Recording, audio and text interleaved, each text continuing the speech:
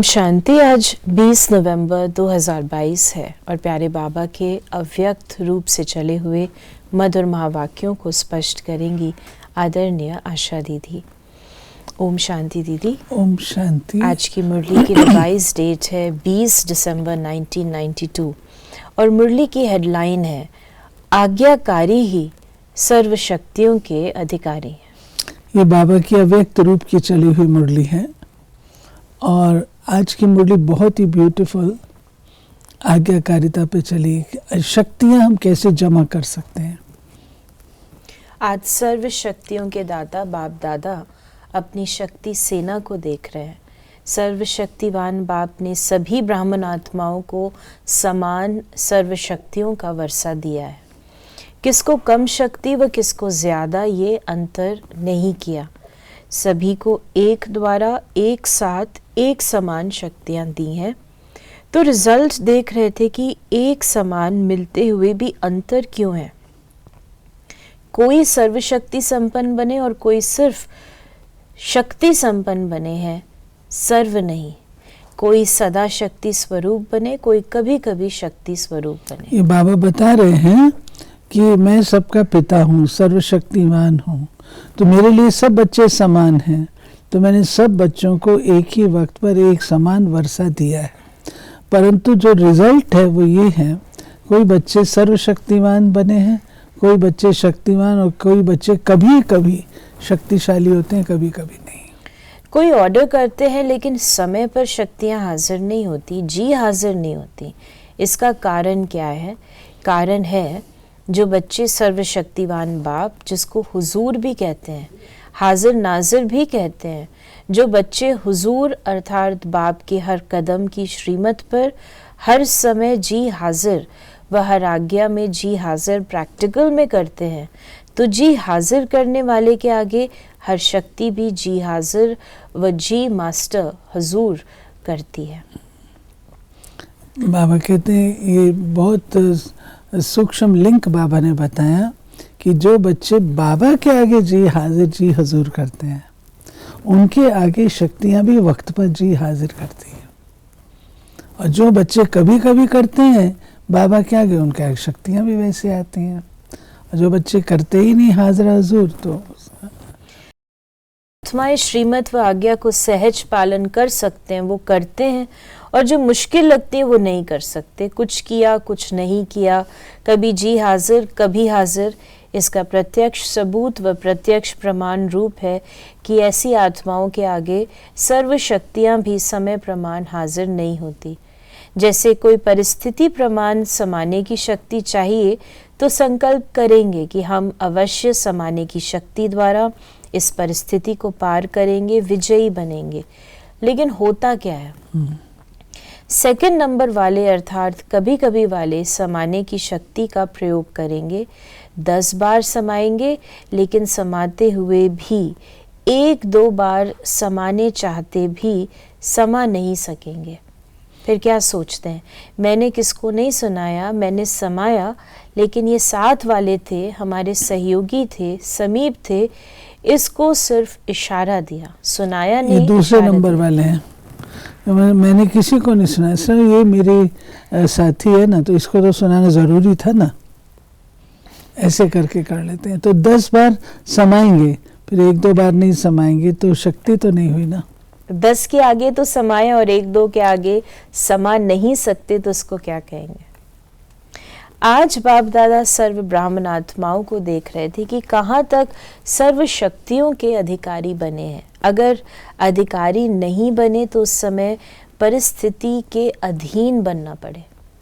बाप दादा को सबसे ज़्यादा रहम उस पर उस समय आता है जब बच्चे कोई भी शक्ति को समय पर कार्य में नहीं लगा सकते। उस समय क्या करते हैं?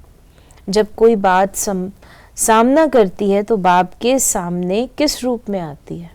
ज्ञानी भगत के रूप में आती है। बाबा ने कहा ज्ञानी भगत। भगत क्या करता है? भक्त सिर्फ पुकार करते रहते हैं कि ये दे दो। भागते बाप के पास हैं, अधिकार बाप पर रखते हैं, लेकिन रूप होता है रॉयल भगत का। और जहाँ अधिकारी के बजाय ज्ञानी भगत अथवा रॉयल भगत के रूप में आते हैं, तो जब तक भक्ति का अंश है तो भक्ति का फल सद्गति अर्थात सफलता, सद्गति अर्थात विजय नहीं प्राप्त कर सकते। ये भी बाबा ने बहुत सूक्ष्म कनेक्शन बताया कि अगर भक्ति के संस्कार हैं, ज्ञानी भगत, ज्ञानी तो आत्मा तो बन गए, परंतु भक्ति के संस्कार अभी तक भी हैं, पुकारने के, मांगने के, आशा रखने के, ये सब भक्ति के संस्कार हैं। तो बाबा कहते हैं उसका रिजल्ट क्या होगा? कभी भी विजय को प्राप्त नहीं कर सकते। बाबा कहता है सद्गति को प्राप्त नहीं कर सकते।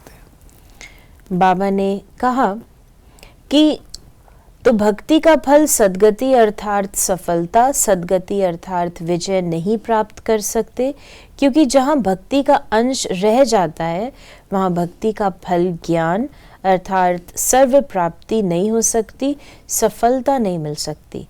भक्ति अर्थात मेहनत, ज्ञान अर्थात मोहब्बत। अगर भक्ति का अंश है तो मेहनत ज़रूर करनी पड़ती है, और भक्ति की रस्म रिवाज है कि जब भीड़ पड़ेगी तब भगवान याद आएगा, जब मुसीबत पड़ेगी, नहीं तो अलबेले रहेंगे। ज्ञानी भगत भी क्या करते हैं, जब कोई विघ्न आएगा तो विशेष याद करेंगे। योग भट्टी कहेंगे विशेष योग करो, उस समय तो ये ज्ञानी भगत है। एक है सेवा प्रति याद में बैठना, दूसरा है स्व की कमजोरी को भरने के लिए याद में बैठना। दोनों में अंतर है। तो बाबा ने कहा जैसे अभी भी विश्व पर अशांति का वायुमंडल है, तो सेवा प्रति संगठित रूप में विशेष याद के प्रोग्राम बनाते हो वो अलग बात है। वो तो दाता बन देने के लिए करते हो, वो मांगने के लिए नहीं करते हो, औरों को देने के लिए करते हो। तो वो हुआ सेवा प्रति। लेकिन अपने कमजोरी भरने के प्रति समय पर विशेष याद करते हो, और वैसे अलबेलेपन की याद होती है। याद होती है, भूलते नहीं हो, लेकिन अलबेलेपन की याद आती है। हम तो हैं ही बाबा के, और है ही कौन। लेकिन यथार्थ शक्तिशाली याद का प्रत्यक्ष प्रमाण, समय प्रमाण, शक्ति हाजिर हो जाए। कितना भी कोई कहे कि मैं तो याद में रहती हूँ, वो रहता ही हूँ, लेकिन याद का स्वरूप है सफलता।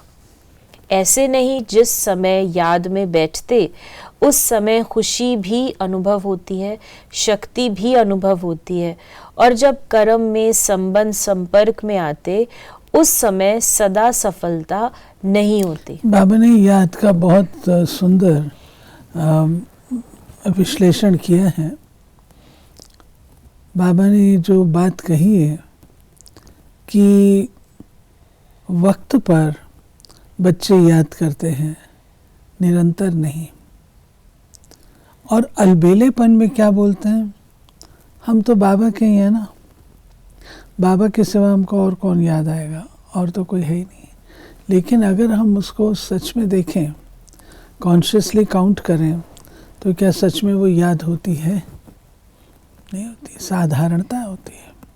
तो बाबा कह रहे हैं तो स्पेशल याद में बैठते हैं तो स्पेशल खुशी शक्ति का अनुभव करते हैं। इसका अर्थ है नॉर्मल नेचुरल याद नहीं है। फिर बाबा ने कहा यथार्थ याद अर्थात सर्व शक्ति संपन्न सदा शक्तिशाली शस्त्र हो।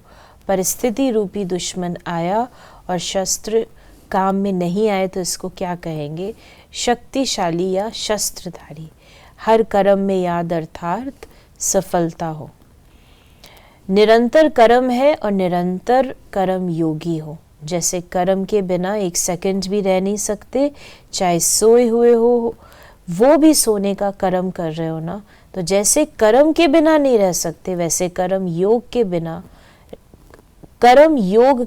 कर नहीं सकते। इसको कहा जाता है कर्म योगी। कर्म योग के बिना नहीं हो, उसको कहा जाता है कर्म योग।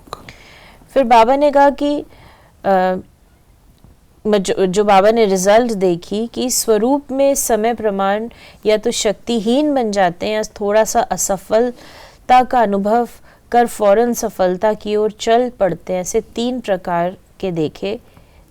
एक उसी समय दिमाग द्वारा समझते हैं कि ये ठीक नहीं है, नहीं करना चाहिए, लेकिन उस समय को शक्ति स्वरूप में बदल नहीं सकते।